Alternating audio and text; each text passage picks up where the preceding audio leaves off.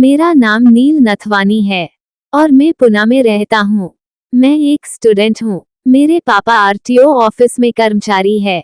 अपने पापा की इकलौती संतान होने की वजह से वो मुझे काफी लाड़ प्यार करते हैं। मेरी हर जरूरत पूरी भी करते हैं। कुछ समय पहले हमने अपना पुराना मकान बेचकर सिटी से थोड़ा दूर एक प्लॉट खरीदा था। मेरे पापा ने उसी पर एक मकान तैयार कराया था। अभी हम उस मकान में रहने गए ही थे कि प्रेत आत्मा और भूतों ने हमारा जीना हराम करना शुरू कर दिया।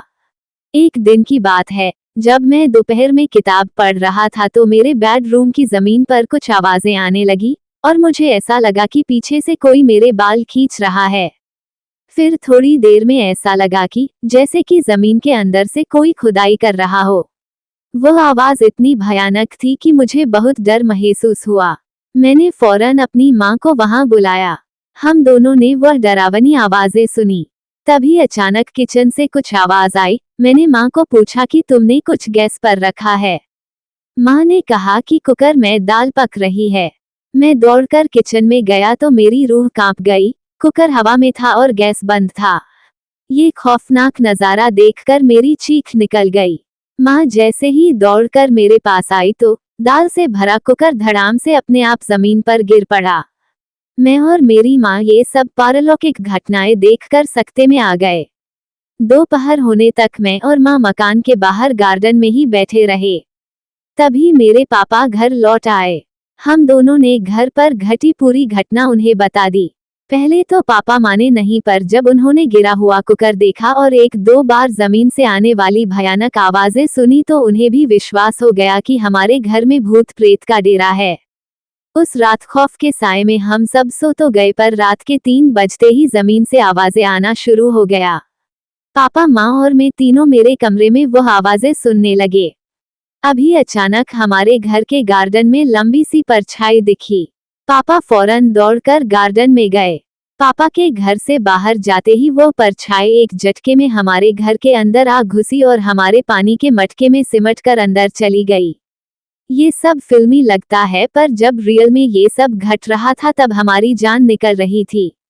मैं, पापा और माँ उस पानी के मटके के पास गए तो हमें उस मटके में से किसी के हंसने की आवाज आने लगी और जब पापा ने मटके का ढक्कन हटाया तो अंदर का पानी उस तरह हिल रहा था जैसे कि अभी अभी उसमें किसी ने पत्थर मारा हो। अब हम तीनों घर के हॉल में आकर बैठ गए। तभी अचानक बाथरूम के पानी के नल अपने आप खुल गए। थोड़ी ही देर में हॉल की जमीन के नीचे से भी तेज तेज आवाजें आने लगी। अब मेरे पापा के सब्र का बांध टूट रहा था और उन्हें हम सब की जान की फिक्र भी थी। उन्होंने रात में ही पड़ोसियों को जगा दिया और सारी हकीकत बताई। हमारे एक पड़ोसी ने तो यहाँ तक कहा कि आपके पुराने जमीन मालिक को ये पता था कि इस जमीन में भूत प्रेत का वास है, तभी तो उसने ये प्लॉट इतने सस्ते दामों में आपको बेच दिया।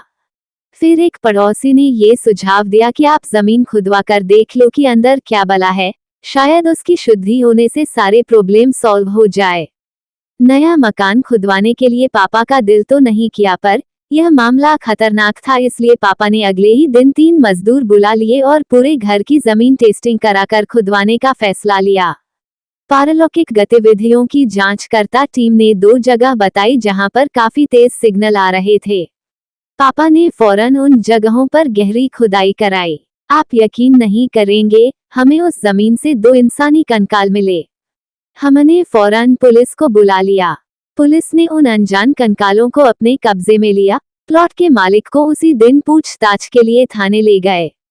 खैर, उस दिन के बाद हमने अपना घर रुपये तो करा लिया, पर आज भी यह बात एक रहस्य है कि वो किसके कंकाल हैं और उस जमीन के नीचे कैसे आए होंगे।